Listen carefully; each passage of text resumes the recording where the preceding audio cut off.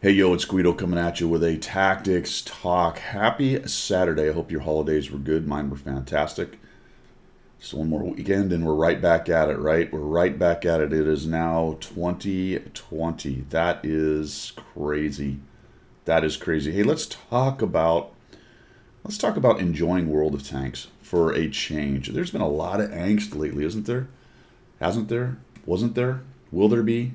I think, well, there always is. So let's not get too crazy about it. I got a couple GSOR games here, which I think are apropos because we're going to talk about just kind of enjoying the game, playing whatever tank you want, and what are your reasons for playing the game and enjoying it. And I think it's important because a lot of times this gets lost in what we're doing.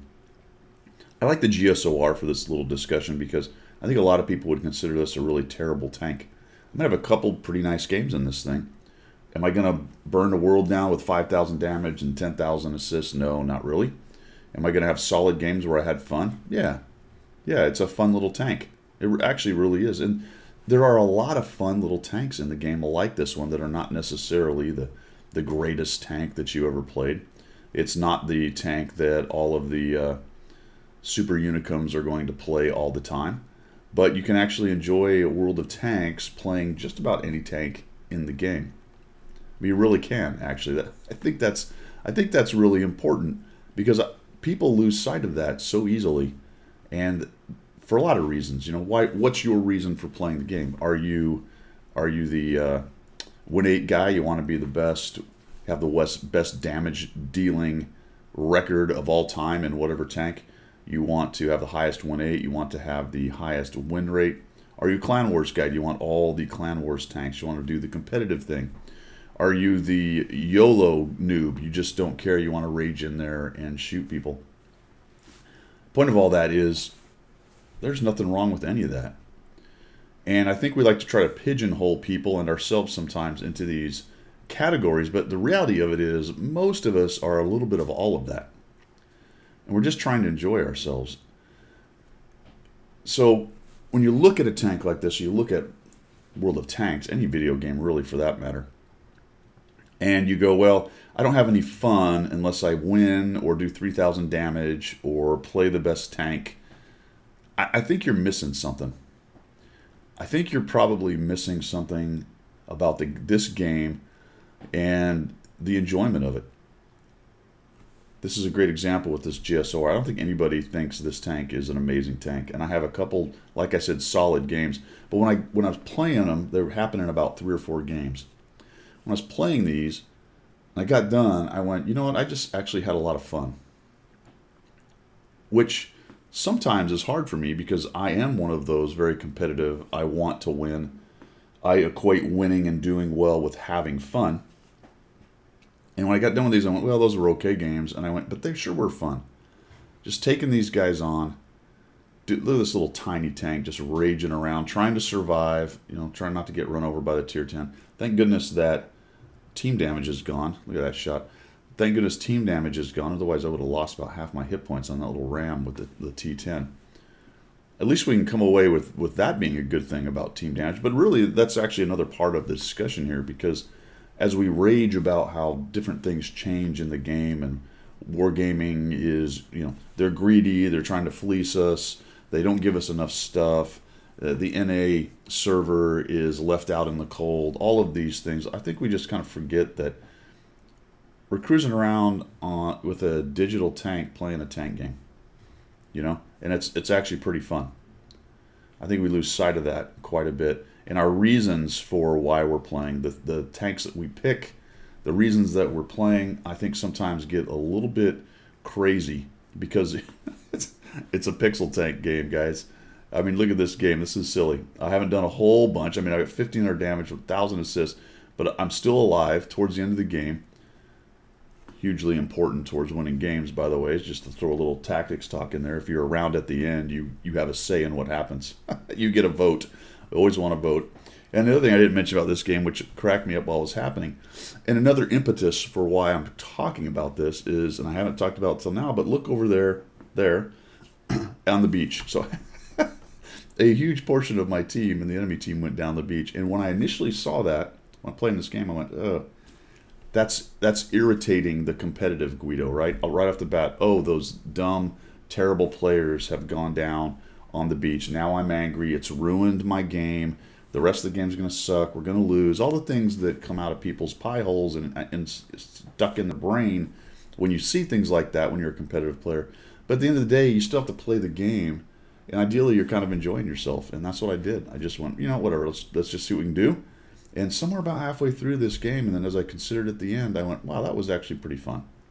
Now, of course, it helps that you won, right? Helps that you won.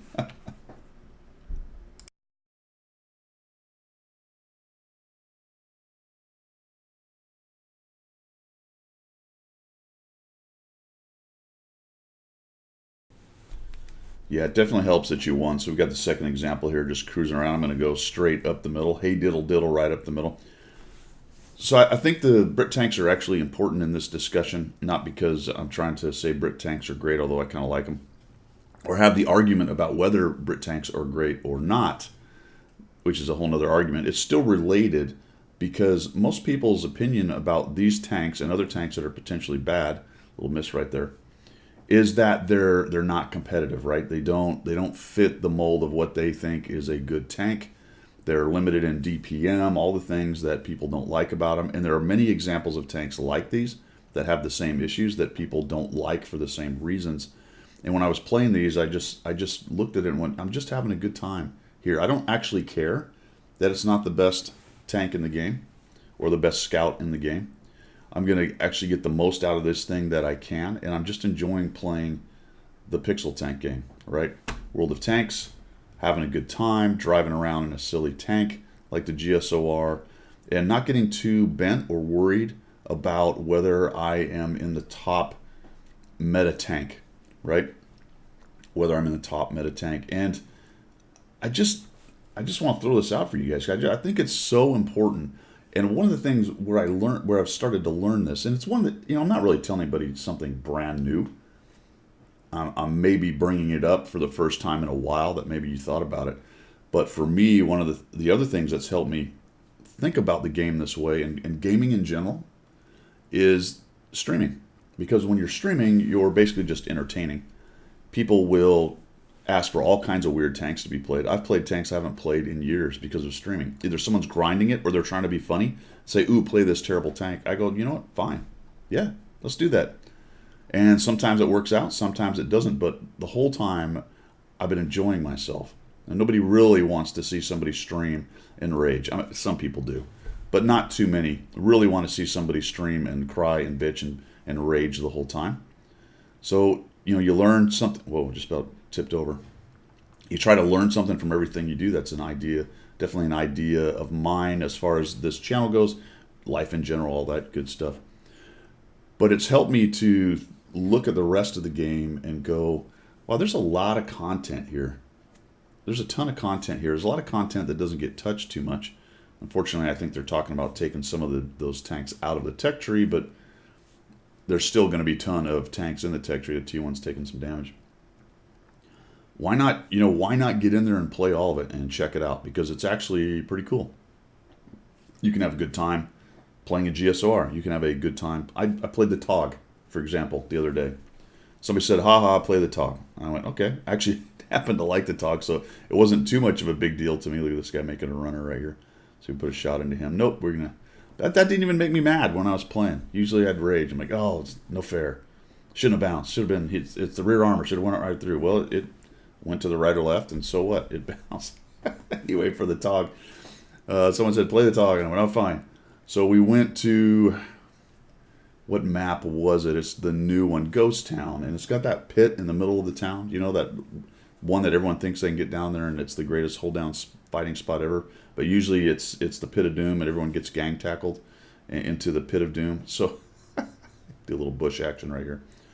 So there's a tiger in there. I'm in my TOG too. I finally get in position. I bounce a couple shots, and I go, you know what? He's in the pit. There's not enough of the enemy around to stop me. I'm going to go drive on top of him in the pit. And that's exactly what I did. And I ended up dying. I had enough hit points. I was actually on top of him. I was about to kill him with the crushing action. And he was able to get his gun up and put a shot into me. And I left him with like 12 hit points. And I just had a laugh. Imagine that. I had a laugh.